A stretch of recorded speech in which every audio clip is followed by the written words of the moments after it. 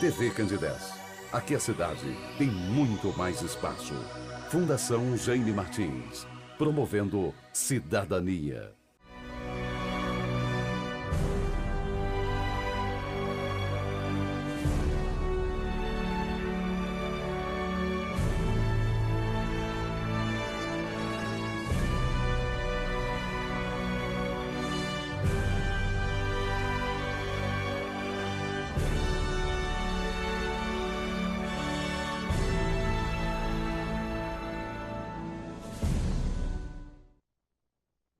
Olá, caro amigo telespectador que agora acompanha a TV Candidez.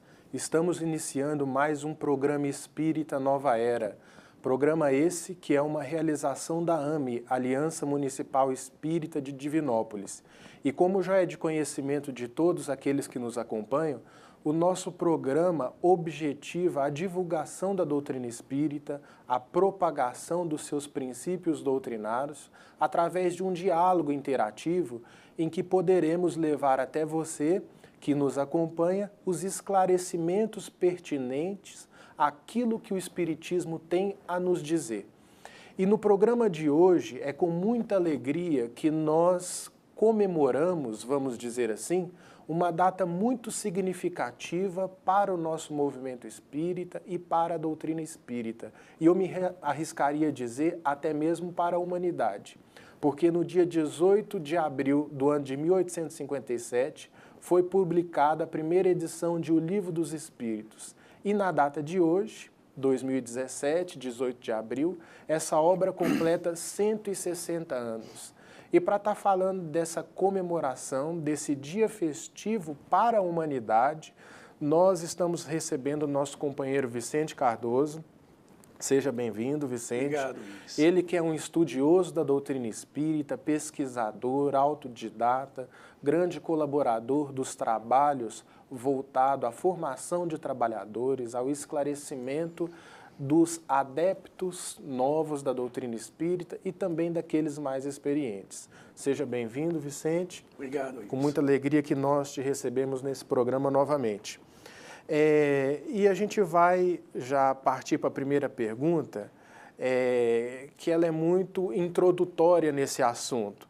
Porque quando Allan Kardec iniciou a sua trajetória, a sua missão, né, a missão que ele fora incumbido pela espiritualidade maior, qual foi o seu papel no que se refere às obras? Ives, o papel do Sr. Allan Kardec ele foi de fundamental importância, porque a doutrina espírita é a doutrina vinda dos espíritos, ela não é do próprio Allan Kardec. O Kardec teve toda a sua caminhada, a sua jornada, mediante a elaboração de um processo de metodologia, de estudo, tomando das comunicações esparsas, que veio através de um variado número de médios, em lugares diferentes na França, até mesmo em outros países, em tomar essas comunicações e as organizarem de tal forma que nós pudéssemos entendê-la como princípio, meio e fim de um processo chamado doutrina espírita, que é um conjunto de princípios científicos, filosóficos e religiosos. Quer dizer, é um conjunto de ensinamentos que tinham um aspecto diferenciado um do outro, mas formando-se um triângulo de forças espirituais, chamado doutrina espírita. Então, o papel de Allan Kardec foi justamente pegar essas comunicações e dar a elas um corpo doutrinário, para que nós pudéssemos, mais cedo ou mais tarde, entender a doutrina no seu conjunto, como tendo seu aspecto filosófico, que é o das indagações, o dos porquês, o aspecto científico, como sendo a comprovação do que a filosofia iniciava os conceitos. A consequência moral, que é o ângulo religioso, que visa justamente unir os homens entre si e os homens a Deus, e restaurar o evangelho do Cristo em espírito e verdade. Então, a caminhada dele foi uma caminhada assim, bastante grande no sentido de ter que correr atrás das comunicações muito esparsas e ele ter que organizar isso de tal forma que ganhasse esta simplicidade, que é a doutrina espírita, mas com metodologia, chamada metodologia experimental, da qual ele adotou. Porque Allan Kardec, ele observava os fatos, as comunicações esparsas. Ele provocava as manifestações. E, mediante as provocações, que é o método experimental, ele deduzia a posteriori. E ele chegou a uma conclusão de que, quando ele conheceu o Sr. Fortier, inicialmente, um antigo magnetizador francês, Sr. Pantier, Sr. Carlotte, Sra. Rogen, Sra. Panemaison, e depois conheceu a família Baldin, foi ali, na família Baldin, que ele deparou com fatos que motivou ele a possibilidade de transmitir aqueles ensinos à humanidade. Foi na casa de Sr. Rostand, foi aonde estava reunido ele, Sr. Fortier, Sra. Rogen, Sr. Pantier, a família Baldin, aonde um espírito comunicou a ele acerca da missão que estava reservado a ele, que era justamente de fazer a compilação de todas essas mensagens. Ele era um bom observador desses fenômenos, né? Um grande observador, porque Allan Kardec, inicialmente, ele não chamava Allan Kardec, ele chamava-se Hippolyte Léon Denisard Rivail. Ele adotou o pseudônimo de Allan Kardec quando da publicação da primeira edição do Livro dos Espíritos, que foi no dia 18 de abril de 1857. Foi que passou, então, a ser chamado de Allan Kardec. Mas ele teve esse papel de compilar essas comunicações que veio através de um variado número de criaturas que contribuiu poderosamente, inclusive, a família Baldin. As irmãs Baldins, que eram duas adolescentes, foram de fundamental importância na elaboração do Livro dos Espíritos.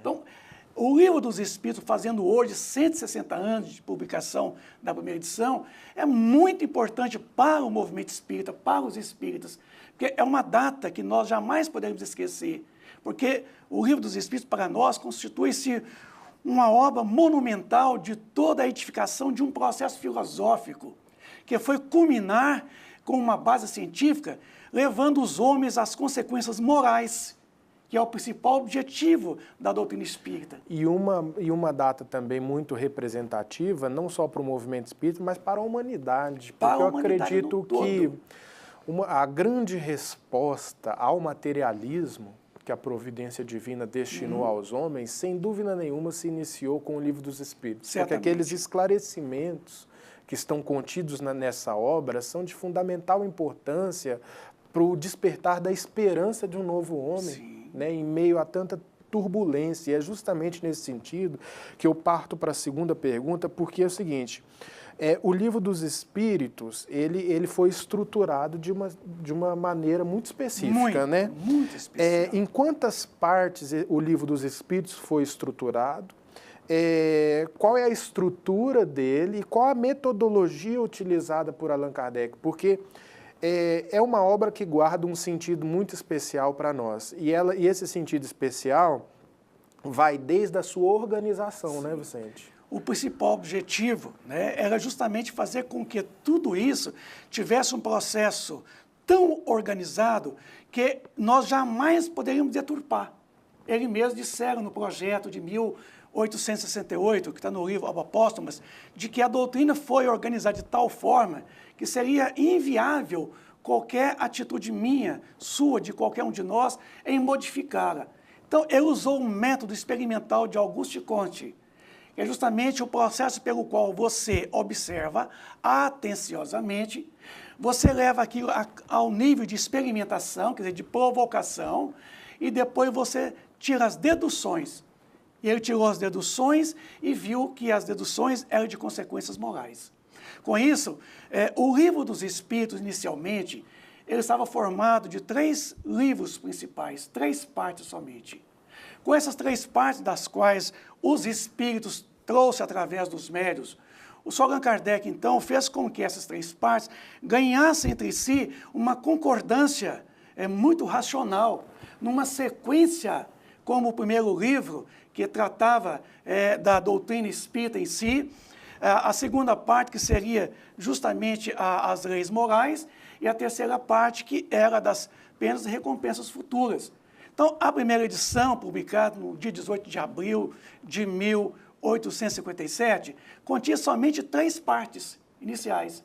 o que foi culminar 3 anos mais tarde, no dia 16 de março de 1860, a segunda edição de O Livro dos Espíritos, que já veio com 4 partes, inserida uma parte que é chamada O Mundo Espírita, ou O Mundo dos Espíritos, que a primeira edição, Ives, do Livro dos Espíritos, continha somente 501 perguntas. Já na segunda edição do Livro dos Espíritos, ele já veio com 1.018 questões. Então vejamos nós que essa segunda parte, contida na segunda edição, que não estava na primeira edição, era composta de 517 perguntas. Maior do que as 3 primeiras partes da primeira edição. Então, foi de tal forma que o Livro dos Espíritos, em 4 partes, hoje, causas primárias, o mundo espírita, ou mundo dos espíritos, as leis morais, as penas e recompensas futuras, que são aquela parte que diz respeito realmente à parte mais consoladora inserida no Livro dos Espíritos. E essa parte consoladora, ela vem justamente através de uma metodologia utilizada que é de perguntas e respostas. Isso. E essas perguntas e respostas, na verdade, aliás, essas perguntas são as perguntas de todos nós. Todos. Quando existe um processo de identificação do leitor ao tomar contato com o Livro dos Espíritos, extraordinário.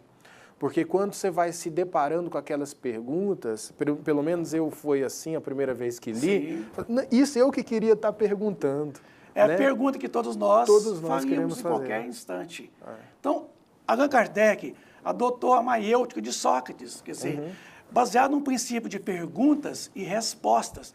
Nós temos todo um ensinamento que traduz um pensamento puramente filosófico, que até então não existia, filosofia espiritualista. Nós tínhamos várias filosofias, desde a materialista de Leucipo e Demócrito e de Epicuro, até culminar no iluminismo, no método de Auguste Comte, que é justamente essa parte pelo qual ele adotou para poder elaborar todo um processo filosófico. A filosofia espírita, ela vem responder indagações que toda a humanidade faria em qualquer momento. E a doutrina espírita, ela tem respostas assim, de certa forma, que devem ser contextualizadas no decorrer de todo o processo cultural da humanidade. Agora, um dos grandes baques para o pensamento religioso, que bem conhecido da trajetória humana, foi quando Charles Darwin publicou A Origem das Espécies, que foi, naquele momento, uma afronta para a religião. Foi. Porque o homem não foi mais criado, o homem sempre esteve aqui, foi um processo de evolução natural. Quer dizer, o evolucionismo, na época, tomou o lugar do criacionismo, do velho e ultrapassado criacionismo. Isso. Então, foi Charles Darwin que introduziu essa ideia. Só que Charles Darwin publicou essa obra em 1859, ou seja, 2 anos após a publicação do Livro dos Espíritos, que já trazia as respostas para aquilo que a ciência de Charles Darwin traria. Que a evolução é através da reencarnação movimentando todo o princípio da evolução. Inclusive, Ives, o Livro dos Espíritos ele traz no seu bojo, toda a sua estrutura, justamente a doutrina criacionista e a doutrina evolucionista. Com certeza. Então, a doutrina espírita ela está de posse do processo de que todos nós fomos criados. Mas não é o criacionismo vulgar. Mas ela fala, ao mesmo tempo, da evolução. Então, nós fomos criados, sim, por Deus, mas para evoluirmos. Então, a obra de Darwin agrega aos princípios doutrinários, porque, estando ela segregada unicamente no evolucionismo, a doutrina espírita abre o leque, expande e mostra de que o criacionismo não vulgar, mas aquilo que culminou no evolucionismo, é de posse dos princípios científicos da doutrina espírita. Porque lá na primeira parte do Livro dos Espíritos, que trata também de Deus, do universo e da criação. E no livro, a Gênese, especificamente, fala da criação. Então, a ideia do criacionismo não pode ser vulgar. Ele tem que estar fundamentado em cima de um princípio fundamental, que é a ciência. Que a doutrina espírita está de posse da ciência. Com certeza. A ciência, na verdade, ela colaborou muito para que a doutrina espírita se mantivesse sólida, porque eu até costumo dizer em algumas palestras o seguinte: você só se prova um bom motorista não em pistas maravilhosas do Canadá, mas em dia de chuva, com a pista nas estradas emburacadas.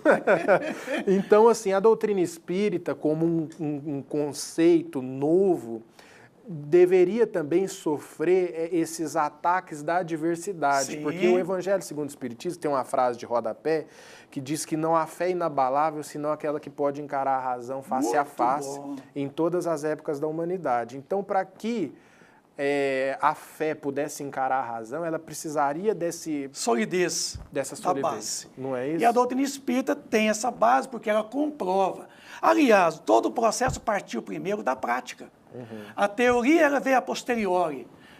O processo da doutrina espírita começou justamente pelo magnetismo. Naquela época, do século XIX, era muito comum as experiências com mesas que tinham uma vida factícia e que as mesas falavam, as mesas andavam. Então, o fenômeno partiu de uma prática que foi culminar num processo pedagógico, que é o Livro dos Espíritos para nós, Ives, é um compêndio pedagógico, é um compêndio que traz uma proposta de uma pedagogia que nós chamamos de pedagogia espírita, porque está imbuída do espírito da filosofia, das indagações, por que estou aqui, de onde eu vim, por que sofro, para onde eu irei quando daqui partir. Então, a doutrina espírita, ela responde quantificando e qualificando o que a filosofia indaga.